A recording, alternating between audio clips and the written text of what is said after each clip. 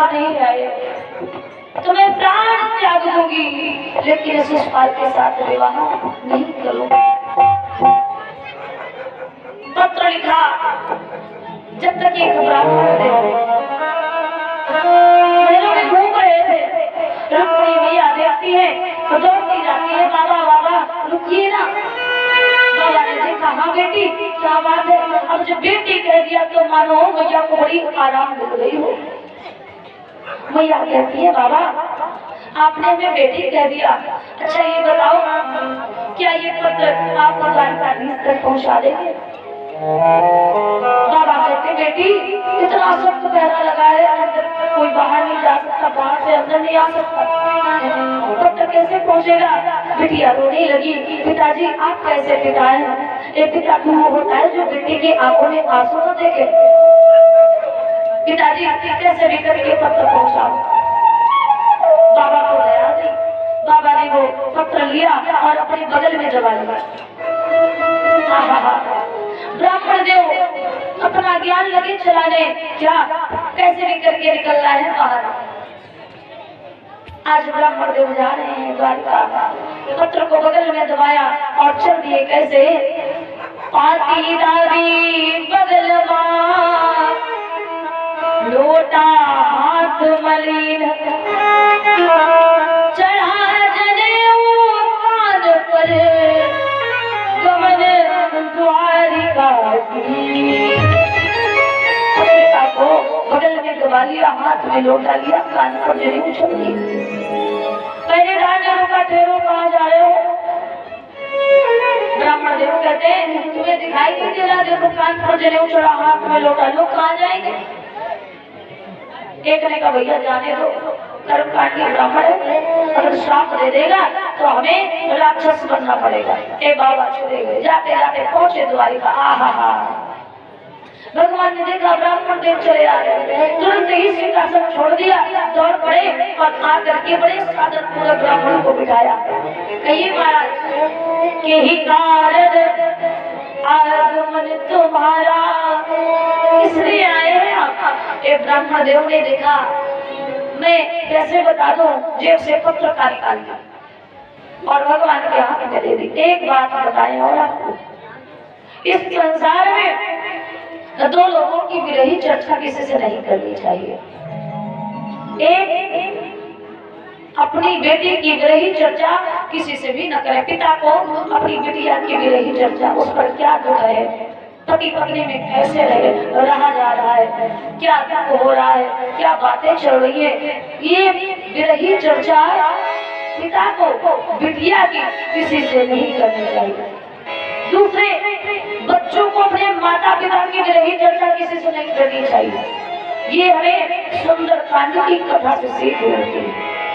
जब राम जी सीता की खोज के लिए वानरों को भेजते हैं तो सभी वानर चल दिए। राम जी ने हनुमान जी को उचित जानकर के हनुमान जी को बुलाया, इधर आओ।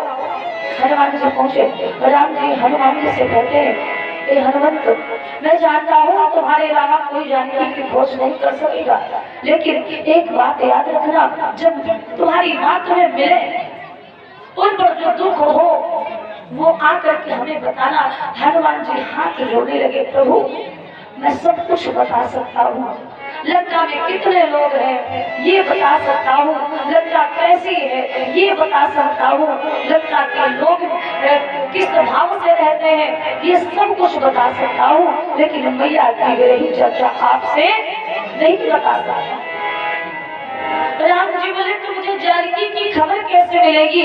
हनुमान जी कहते हैं, पिताजी आप चिंता न करें, आओ आप मेरे हृदय में बैठ जाओ, मैं आपको मैया की खबर दिखा दूंगा, वहाँ तक पहुँचा दूंगा। आप मैया को देख लेना, कैसे बैठी है मैया, कहाँ रहती है मैया, किस हाल में है मैया। राम जी को लेकर के पहली बार हनुमान जी गए कहाँ? लंका नगरी। जैसे ही समुद्र को लांघने लगे तो जाते हो उछल रहे हनुमान जी, समुद्र को लांघ रहे हैं तो मेरे राम जी को डर लग रहा है। क्यों? हनुमान जी तो काम है उनका उड़ना, और मेरे राम जी तो कभी उड़े तो है नहीं।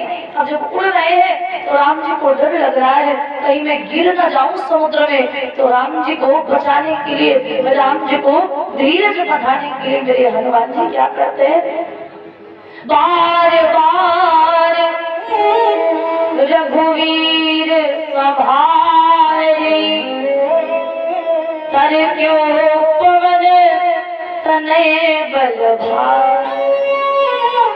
हे प्रभु आप चिंता न करिए, इस हनुमान पर भरोसा रखिए, आपको कुछ होने नहीं देगा।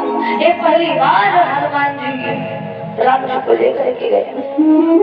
जैसे हनुमान जी पहुंचे मैया जानकी के पास, तो मैया जानकी को देख करके हनुमान जी तो प्रणाम करते हैं, लेकिन राम जी सारा हाल देख लेते हैं। है मेरे भाई भाई, किसी को भी विरही चर्चा अपने माता पिता की, बच्चों को माता पिता की नहीं करना चाहिए और माता पिता को बिटिया की नहीं करनी चाहिए। महाराज ने पत्र निकाल दिया, प्रभु आप खुद स्वयं देख लीजिए।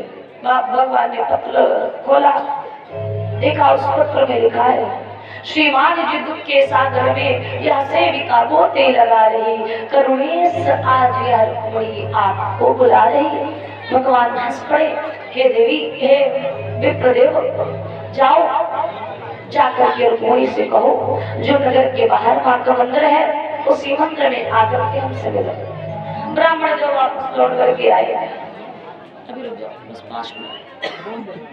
वापस आते हैं, रुक्मिणी को बताते हैं, बिटिया कल जब सुहाग मांगने जाना तो मंदिर में, जो नगर के बाहर मंदिर है ना, उसी मंदिर में मिलेंगे, कन्हैया तो है। रुक्मिणी बड़ी प्रसन्न हुई। धीरे धीरे विवाह का दिन आया। अब कल एक परसों राजा नहीं थी, अब विवाह का दिन आ गया। जब वो किसी बिटिया का विवाह होता है तो सुहाग मांगने के लिए जाती है सखियों के साथ। आज रुक्मिणी देवी सुहाग मांगने गई। रुक्मिणी पहरा लगा दिया, दासियों को भेज दिया, मेरी बहन को कुछ न हो। मैया पहुंची मां के मंदिर में। पहुंचते ही मां के मंदिर में बढ़िया सुंदर सी पूजा की और पूजा करने के बाद लगी हाथ जोड़ने, ऐ मां जय जय गिरिवर राज किशोरी, जय महेश मुख चंद्र चकोरी। बहन जानकी ने तो मुझसे इतना कहा था, आपने उससे कह दिया, मनुजा ही राजो मिलहि सोवरु सहज सुंदर सावरो, करुणा निधान सुराज सीलु शरीर भुजानंद बराबरो। ऐ मां, आज यह बेटी भी आपके पास आई है, ऐ मां कुछ दे दीजिए। मंदिर से आवाज आती है, बिटिया जाओ देखो बाहर तुम्हारा कोई इंतजार कर रहा है। रुक्मिणी मैया ने आवाज सुनी, सोई बाहर करके पहुंची। देखा रुक्मिणी ने देखा आगे बढ़े, लज्जापति आगे ठाड़ भय।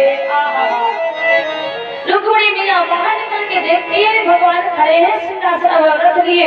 ए भगवान रथ से नीचे उतरे, रुक्मिणी का हाथ पकड़ा और रथ पर बिठाया और चल दिए। जैसे भगवान गए, सोई दास दासियां आपस में गाना भूसी करने लगी। सुनो बहन, अरे देखो ये क्या हो गया, ये क्या हो गया।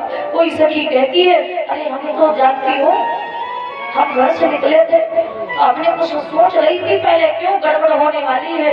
ये जो गाँव में कोई ऐसी घटना घट जाए तो माताएं जानते हो आपस में काना फूसी करती हैं, और जब कोई घटना हो जाएगी तब कहेंगे भैया ए दीदी अब मुझे जंती रानी सोई में वालों, अरे जंती रानी भैया बता देती है।